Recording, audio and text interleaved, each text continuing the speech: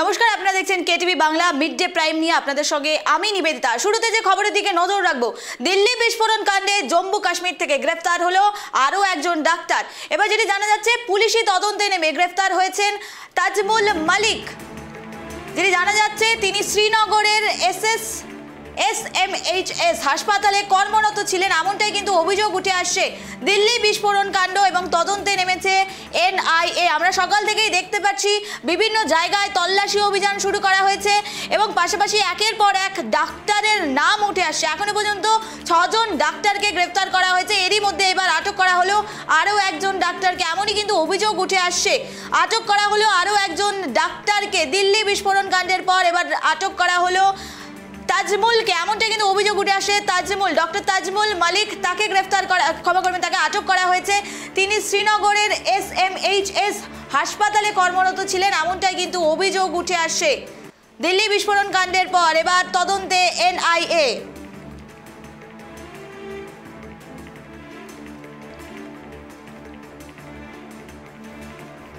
এই মুহূর্তে আমরা আরো বিস্তারিত জানবো। টেলিফোন লাইনে রয়েছে রাজনৈতিক বিশ্লেষক ঝন্টু বড়াই, অধ্যাপক ঝন্টু বড়াই। ঝন্টুবাবু, আপনাকে স্বাগত। আমি নিবেদিতা। আমরা যে খবরের দিকে গত কয়েকদিন থেকে নজর রাখছি, দিল্লি বিস্ফোরণ কাণ্ড, এবং দেখা যাচ্ছে একের পর এক চাঞ্চল্যকর তথ্য উঠে আসে, ডাক্তারদের যুক্ত থাকার অভিযোগ উঠে আসে। ইতিমধ্যেই 6 জন ডাক্তার গ্রেফতার হয়েছেন এবং আরও একজন এই মুহূর্তে আটক হয়েছেন, এমন খবর উঠে আসে। ঝন্টুবাবু, জানতে চাইবো, এই এক নোবেল যে পেশা, তার পেছনে, তার আড়ালে এই যে সন্ত্রাস বিরোধী কার্যকলাপে যুক্ত হওয়ার অভিযোগ উঠে আসে, কিভাবে দেখছেন বিষয়টি ঝন্টুবাবু? দেখুন, মানে এটা ভারতের ক্ষেত্রে আশ্চর্যজনক হলেও এই ট্রেনটা কিন্তু একটা গ্লোবাল ট্রেন, বহু কয়েক দশক ধরেই চলছে। আপনি যদি একটু ফ্ল্যাশব্যাকে যান, আমেরিকার 9/11 হামলা, টুইন টাওয়ার হামলায় যুক্ত কে ছিল? Osama bin Laden, mastermind. তিনি কি ছিলেন? Mechanical engineer. অর্থাৎ হোয়াইট কলার জবধারীরা, হোয়াইট কলার প্রফেশনের সাথে যুক্তরা যে অনায়াসে সন্ত্রাসবাদী কার্যকলাপে লিপ্ত হয়ে সাংঘাতিক মানব বিরোধী হতে পারে, এটা তো পরীক্ষিত সত্য বহু যুগ ধরে। এটা তো পরীক্ষিত সত্য। এই ট্রেনটা ভারতবর্ষের ক্ষেত্রে নতুন, এটাও ঠিক, এবং এটা অশনির সংকেত। কারণ আপনি বুঝতে পারছেন যে এতদিন পর্যন্ত জঙ্গি কাশক এরা আসতেন নিরক্ষর, স্কুলে যায়নি, বা দিলেও খুব জোর হলে ওয়ামি মাদ্রাসা বা খারিজি মাদ্রাসার লোকে আপনি পড়াশোনা না বলে বলতে পারেন ধর্মীয় বিদ্বেষ স্বর্ণ আখড়া। কিন্তু আজ দেখা যাচ্ছে ভারতবর্ষের সাধারণ জনগণ ট্যাক্সের টাকায় যারা উচ্চশিক্ষিত হচ্ছে, ইঞ্জিনিয়ার, ডাক্তার, সেই প্রফেশনের সাথে যুক্ত, যারা আমরা ধরেই নিই যারা মানবতার পূজারী হবে। ডাক্তার মানে তো মানুষকে প্রাণ দেয়, মানুষকে তো প্রাণ হরণ করেন না। শুনেননি? এটা যদি হয়ে থাকে তাহলে বুঝতে হবে, প্রথম কথা, এটা একটা অশনির সংকেত। অর্থাৎ যে উচ্চশিক্ষা প্রতিষ্ঠানগুলোর মাধ্যমে মানুষ তার উচ্চশিক্ষার ধারার সাথে সাথে মনুষ্যত্ব ফিরে পায়, সেই জায়গাগুলো মনুষ্যত্ব ধ্বংস করার শিক্ষা দেওয়া হচ্ছে, এবং সেটা জনগণের ট্যাক্সের টাকা। একজন ডাক্তার হতে গেলে তো সরকারের টাকায় তাকে একটা বড় অংশ ভর্তুকি দিয়ে পড়ানো হয়, কারণ এই সমাজের জন্য কন্ট্রিবিউট করবেন এই শর্তে তাকে লিখিত দিতে হয়, কন্ডিশন থাকে। কিন্তু প্রশ্ন হচ্ছে, যখন এই হোয়াইট কলার জব, অর্থাৎ সবচেয়ে উচ্চ শিক্ষিতদের পাঠটা সন্ত্রাসবাদী, মানবতা বিরোধী, জনগণ বিরোধী, দেশ বিরোধী কার্যকলাপের সাথে যুক্ত হওয়ার একটা ট্রেন দেখায়, তখন কিন্তু আমরা ভয় ধরে যে তাহলে টার্গেট গ্রুপটা কি পাল্টে দিয়েছে এই স্লিপার সেল, এই জঙ্গিরা। আজার মাসুদ কান্দাহার বিমান হাইজ্যাকের পরে যে প্রাইম জঙ্গিকে আমাদের ছাড়তে বাধ্য করা হয়েছিল, সেই জঙ্গি তার বোনের মাধ্যমে বিভিন্ন ধরনের মানে মহিলাদেরকে টার্গেট করে টার্গেট গ্রুপ বানিয়ে জঙ্গি বানাচ্ছে। এবার সে একজন মহিলা ধরা পড়লো, ছিল ডাক্তার। তাহলে এবার আমাদের গোয়েন্দাদের একটা যে বড় হয়ে গেল চ্যালেঞ্জের জায়গা, যে তার মানে কি এবার ম্যান মার্কিং এর ক্ষেত্রেও তাদেরকে পলিসি পাল্টাতে হবে। ধরুন, মুঠে মজুর, দুটো পেটের তাগিদে বা অশিক্ষা কুশিক্ষার আবর্তে গড়ে ওঠা জঙ্গিদের প্যারালাল এখন কি শিক্ষিত মানুষকেও আমাদের টার্গেট করতে হবে? ঘাপটি মেরে আমাদের প্রফেসরদের মধ্যেই হয়তো কোনো একজন পরবর্তীকালে জানা গেল সে জঙ্গি। কারণ এইগুলো দেখলাম যে একটা রাইজিং বীজ তৈরি করছে, যে রসায়নের ছাত্র আমিও, যে রসায়ন মানুষের প্রাণ দিতে, প্রাণ নিতে, প্রাণের শ্রীবৃদ্ধি করতে রসায়ন শেখানো হয়, সেখানে তিনি ভয়ানক একটা বীজ তৈরি করে প্রাণ নেওয়ার জন্য ঝাঁপিয়ে পড়ছেন। এইটা কিন্তু আমি অন্যভাবে দেখছি। কারণ দেখুন যে আপনার গোয়েন্দাদের তো একটা পলিসি নিয়ে চলতে হয়, সেই পলিসিটার যদি হঠাৎ করে এরকম একটা প্যারাডাইম শিফট হয় যে জঙ্গিরা এতদিন পর্যন্ত যে টার্গেট গ্রুপটাকে ধরে নিয়ে জঙ্গি হতে পারে এটা করে নিয়ে এগোচ্ছিল, তারা আজকে যদি হঠাৎ করে ভাবতে শুরু করে, ভাবাতে হয় তাদেরকে যে এবার শিক্ষিত মানুষকেও আমাদেরকে ওয়াচ করতে হবে, তাহলে এটা মুশকিল। কারণ শিক্ষিত মানুষকে ওয়াচ করা তো সমাজে অত সহজ বিষয় নয়। একজন অধ্যাপককে কি অত সহজ ইন্টারভিউশন আপনি করতে পারবেন? করতে পারবেন না। এইটা সুযোগ নেওয়া হয় একজন অধ্যাপক, একজন প্রফেসর, একজন আরো বড় কোন প্রফেশনের সাথে যুক্ত বুদ্ধিদীপ্ত লোক, তারা সমাজে যে স্ট্যাটাস মেনটেন করে চলে, সেখানে কিন্তু যখন তখন রাষ্ট্র নাক গলাতে পারে না। ফলে তাদের প্রাইভেসিটা একটা বড় অংশ সমাজে স্বীকৃতি পায়। ফলে সেই সুযোগটা নিয়ে যদি জঙ্গি মডিউল তৈরি হয়, দেশ বিরোধী কার্যকলাপ হয়, তাহলে আমি আপনাকে বলছি এটা কিন্তু ভয়ানক দেশের জন্য। কারণ তাদের ক্যাচ করা সময় সাপেক্ষ ব্যাপার, চ্যালেঞ্জের ব্যাপার। আর এই ক্যাচ জন্টুবাবু, তো আপনার থেকে আরেকটি বিষয় জানার চেষ্টা করব, যে অভিযোগ উঠে আসছে আল-ফালাহ বিশ্ববিদ্যালয়, সেখানে ওই গাড়িটি পাওয়া যায় যে গাড়িতে বিস্ফোরণ হয়েছিল, সেই গাড়িটি ওই বিশ্ববিদ্যালয় প্রাঙ্গণে প্রায় 13 দিন থেকে ছিল এবং একদিন বেরিয়েছিল পলিউশন করাতে। সেখানে দাঁড়িয়ে থেকে যে শিক্ষা প্রতিষ্ঠানকে ব্যবহার করা হচ্ছে এরকম সন্ত্রাস বিরোধী কার্যকলাপের জন্য, এই বিষয়টি আপনি কিভাবে দেখছেন জন্টুবাবু? এইটাই তো উচ্চশিক্ষা প্রতিষ্ঠানে আমিও অধ্যাপনার সাথে যুক্ত। এই যে উচ্চশিক্ষা প্রতিষ্ঠান বা শিক্ষা প্রতিষ্ঠানগুলো মানবতা বিরোধী কার্যকলাপের জন্য তৈরি করা হচ্ছে, এইটা তো সাংঘাতিক জিনিস। দেখুন ওই যে বিশ্ববিদ্যালয়টা, সেটা কার টাকায় চলে? দেশের টাকায়, জনগণের ট্যাক্সের টাকায়। সেখানে জনগণকে মারার জন্য ওয়েপেন্স তৈরি হচ্ছে। ওয়েপেন্স আমি শুনছিলাম যে বায়ো ওয়েপেন্স তৈরি হচ্ছে। এই যে জৈব রাসায়নিক অস্ত্র, যেটা সবচেয়ে মানে একটা অ্যাটম বোম ফেললে যত মানুষকে মারা যায় তার কয়েকশো গুণ বেশি মানুষকে মারা যায় যদি আপনি জৈব ওয়েপেন্স তৈরি করতে পারেন। অর্থাৎ জঙ্গিরা কি এখন ওই টার্গেটের দিকে হচ্ছে যে জৈব হাতিয়ার দিয়ে মারবে? একটা বড় জলাধারের মধ্যে একটি বিষ মিশিয়ে দিল, আপনি লক্ষ লক্ষ লোক নিমিষে না অজান্তেই ঘুমের ঘরে চলে গেল। এই আক্রমণটা কিন্তু একটা দেশ প্রতিহত করার মতন, আমার দেশ বিশেষ করে তৈরি হয়নি এই আক্রমণটা প্রতিহত করতে পারে। আমরা জানি দুটো বন্দুক দিয়ে 10টা লোককে গুলি করবে, আমরা জানি একটা বোম ফেলে দেবে, একটা স্বয়ংক্রিয় ব্লাস্ট করবে, এটা জঙ্গিদের প্রসিডিওর। কিন্তু এখন আমরা দেখছি জঙ্গিদের দৃষ্টিকোণটা সার্বিকভাবে পাল্টেছে। কিন্তু আমরা কি দৃষ্টিকোণটা পাল্টেছি ওদের ওপরে? আমাদের যে ফোকাসিং পার্টটা, এই যে শিক্ষা প্রতিষ্ঠানকে ব্যবহার করা, এটা বিভিন্ন অন্যান্য দেশে হতে পারে। আফগানিস্তান, পাকিস্তানের শিক্ষা প্রতিষ্ঠানগুলো এক একটা আতুর ঘর সন্ত্রাসবাদীদের। ভারতে তো এটা ছিল না। আজকে ভারতেও কি সেই ট্রেনটা ঢুকলো? ভারতও কি জঙ্গি মডিউলের শিরোধার্য হয়ে দাঁড়ালো? যেটা পাকিস্তান চেঞ্জ করছে। যে একটা সময় তো মানে বিপিন রাওয়াত বলতেন যে আমাদের যুদ্ধ করতে হয় আড়াই ফ্রন্টের সাথে, চায়না, পাকিস্তান এবং 0.5 ফ্রন্ট, অর্থাৎ হাফ ফ্রন্ট হচ্ছে ভারতের ভেতরে বসে থাকা যে পাকিস্তানি মানসিকতা, এই মানসিকতার বিরুদ্ধে। ফলে এই মানসিকতা যুক্ত এখন পাঠ হচ্ছে বিশ্ববিদ্যালয়, কলেজ, স্কুল, আর জানি না কোথায় কোথায় এই মডিউল ছড়িয়ে পড়েছে। ফলে আমাদের কিন্তু এবার নতুন করে জঙ্গি উৎখাতে, জঙ্গিপনার বিরুদ্ধে লড়াইয়ের নতুন রাষ্ট্রীয় একটা পলিসি আনতে হবে। আমি আপনাকে আবারও বলছি, রাষ্ট্রীয় পলিসিটা না আনতে পারলে, এবং সেই দলগুলো যারা বিরোধী, যারা কোনো একটি ঘটনার পরে সরাসরি ব্যর্থতার অভিযোগ তুলে একটার পর একটা সরকারের আসীন দলটাকে কোণঠাসা করে, কিন্তু একটা বড় ভাবে না যে এই জঙ্গি কার্যকলাপ যারা করছে তাদের বিরুদ্ধেও তাদেরকে দাঁড়াতে হবে, ভোট ব্যাংকের স্বার্থে তাদেরকে শেল্টার দেয়, তাদের পক্ষেও কিন্তু আমাদের বলতে হবে যে আপনাদের দায়িত্ব এখন শুধু সরকারের ব্যর্থতাকে না দেখা সমাজে এই বিষটা ছড়াচ্ছে কিভাবে। করুন, এখানে এই ডাক্তার যারা হলেন, আইনজীবী হলেন, সেই জঙ্গি ব্লাস্ট, এরা কিন্তু কেউ পাকিস্তানের নয়। পাকিস্তানের মদত থাকতে পারে, কিন্তু এরা সব ভারতীয়, সব ইন্ডিয়ান কন্টিনেন্টের পার্ট এরা।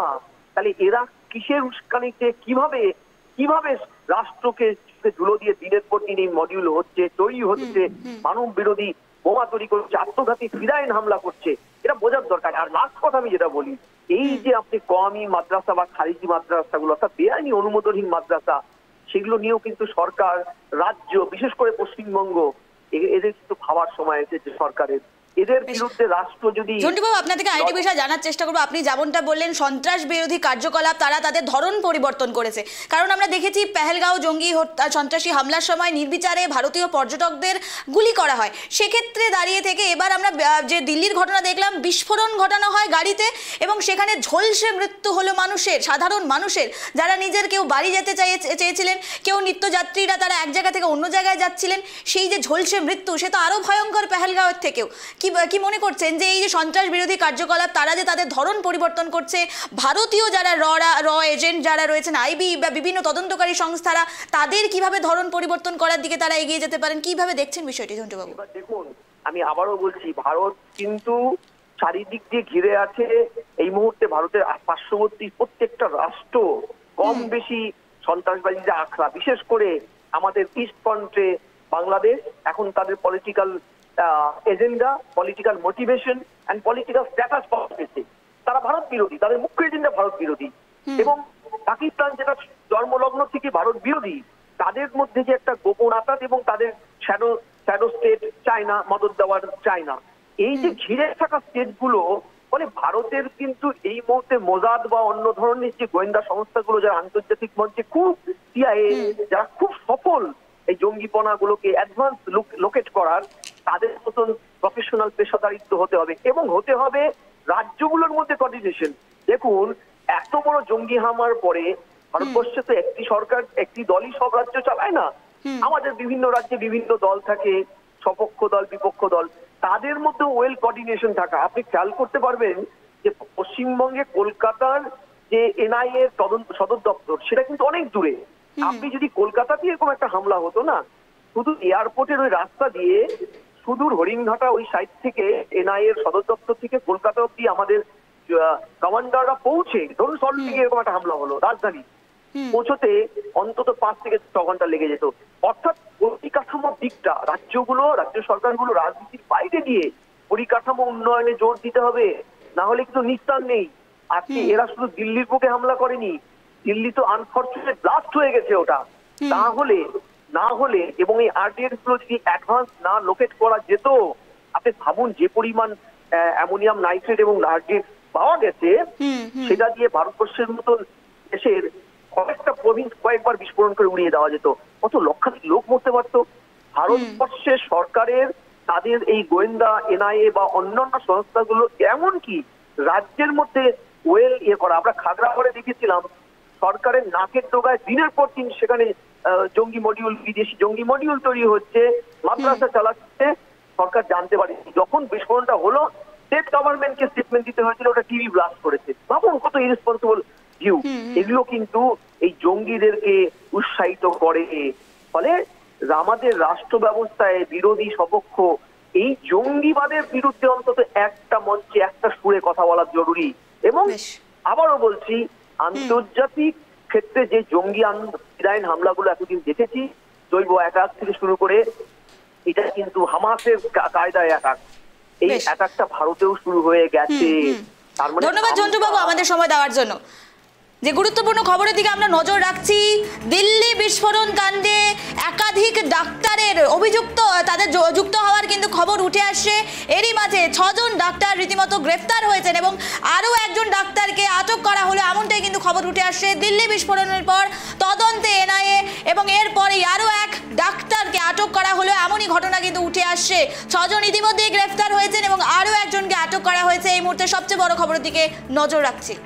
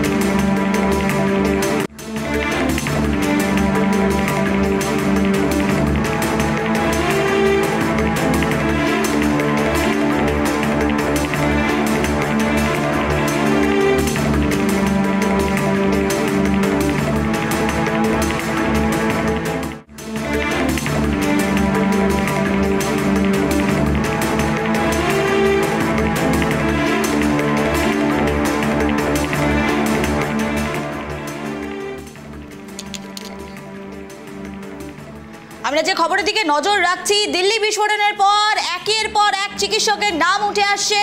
তাদের ইতিমধ্যে গ্রেফতার করা হয়েছে 6 জনকে জানা যাচ্ছে, এবং তারই মাঝে আরও একজনকে আটক করা হয়েছে, এমনটাই কিন্তু সূত্রের খবর অনুযায়ী উঠে আসছে।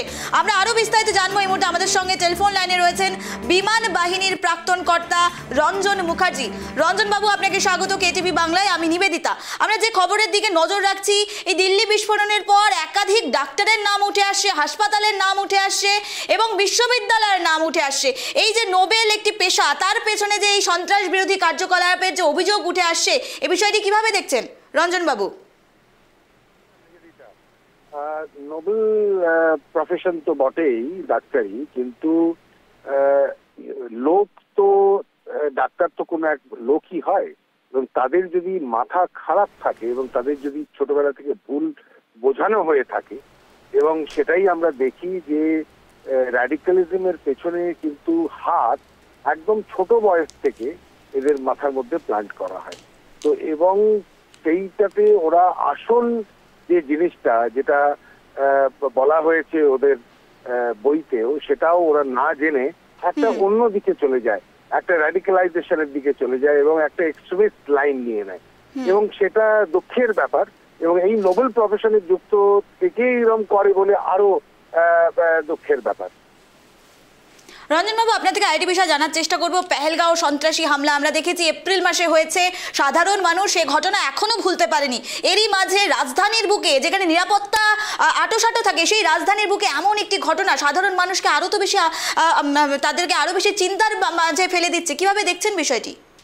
দেখুন, সাধারণ মানুষের কাছে আমার একটাই অ্যাপিল। আমি একজন সাধারণ মানুষ, যদিও আমি এয়ারফোর্সে ছিলাম, গভর্নমেন্টে অন্য জায়গায় কাজ করেছি, কিন্তু সিকিউরিটি এমন একটা জিনিস, সেটা খালি রাজ্যের বা দেশের এবং কিংবা পুলিশের কিংবা কোনো এজেন্সির, এনআইএ হোক, সিবিআই হোক, তাদের কনসার্ন নয়। আমরা যেমন বাড়িতে আমরা বাড়ির দরজা বন্ধ করে রাখি, জানলা বন্ধ করে রাখি, কোথাও বাইরে গেলে কাউকে বলে দিই, এইরকম একটা ওয়াকিবহল জিনিস আমরা নিজেরা করি। নিজেদের সিকিউরিটি আমাদের নিজেদের দেখতে হবে। আমাদেরকে ওই সংস্থাগুলো, পুলিশের হাত স্ট্রেনথেন করতে হবে। আমি যদি হঠাৎ কিছু সন্দেহজনক আমার জায়গায় দেখি, আমাকে সেটা রিপোর্ট করা উচিত। যেমন কি ফরিদাবাদে 2900 কিলো বিস্ফোরক রইল, কেউ কিছু বললো না, তারা দেখছে তো। কিন্তু আমি যদি নিজেরটা নিজের মধ্যে গুটিয়ে রাখি, আমি কারোর সঙ্গে বলবো না, তাহলে সমাজের তাতে হিত হয় না। সমাজের হিত তাতেই হয় যখন আমরা সজাগ থাকি, আমরা জাগরুক থাকি, কোন রকমের কোনো জিনিস দেখলে আমরা সেটা কনসার্ন অথরিটির নজরে নিয়ে আসি। তো সাধারণ মানুষকে এটাই আমার অ্যাপিল। সেকেন্ডলি, এটা আমি পেহেলগামের সঙ্গে জুড়ে এই জন্য দেখবো না, এটা একটা আলাদা ব্যাপার, এবং পাকিস্তানের একটা অনেক পুরনো একটা থিওরি আছে, লিড ইন্ডিয়া থ্রু 100 কাটস। তো সেটাই ওরা করছে এবং করতে থাকবে, এবং আগে যে হবে না তার কোনো ব্যাপার নয়।